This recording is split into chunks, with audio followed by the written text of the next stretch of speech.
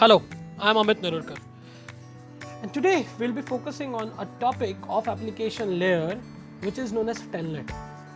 So as you might be aware, Telnet is a very universally commonly used, universally accepted application layer service that is actually focusing on connecting a local machine to a remote machine.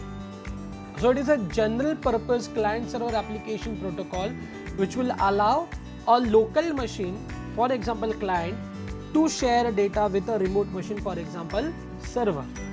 So that Telnet server is sometimes also known as a Telnet daemon. Now, how exactly this Telnet works? There are two processes which we would be learning. The first is local login. So when you're sitting on your own terminal and then requesting for any application, whatever request you send, that request would be sent to an operating system component known as a terminal driver. This terminal driver would interpret what operation needs to be performed, which application program needs to be opened. It will interpret that and accordingly open the required application program. And this is how your simple local login works. But when I'm talking about remote login, where Telnet will come into picture, your terminal sends a request to open an application which is not on the same machine but it is on a server. So that request goes to Telnet, the operating system component known as terminal driver.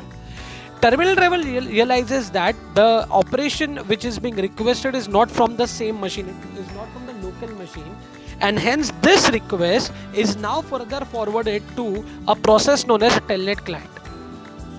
Telnet client now locates the desired Telnet server and sends this request through TCP/IP protocol suite over the network.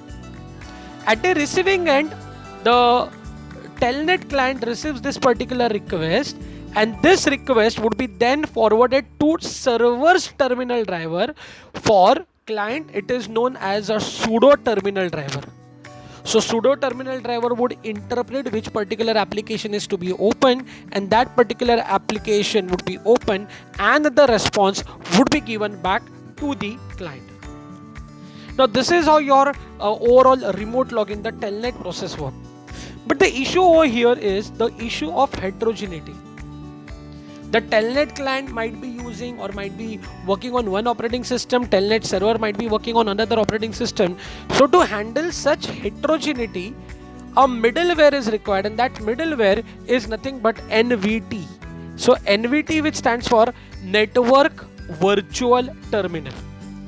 Now as you can see, whenever this particular client is sending any data to a server, it is sending data in its own local computer set. So it's the local character set of the client. Now this should be converted in the form the server can understand. Now there are multiple servers having different formats, so remembering n number of format becomes difficult. So you require a common format, and that common format is nothing but NVT character set.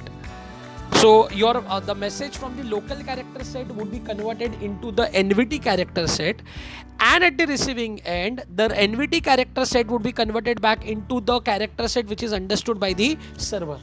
So now what happens, rather than client remembering n different formats, client only remembers two formats: the format of its own and the common format. And even same would be applied at the server side.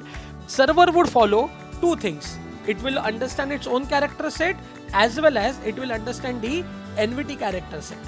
So this is an overall concept of how Telnet works and what exactly is NVT, which stands for Network Virtual Terminal, which is used for handling the heterogeneity.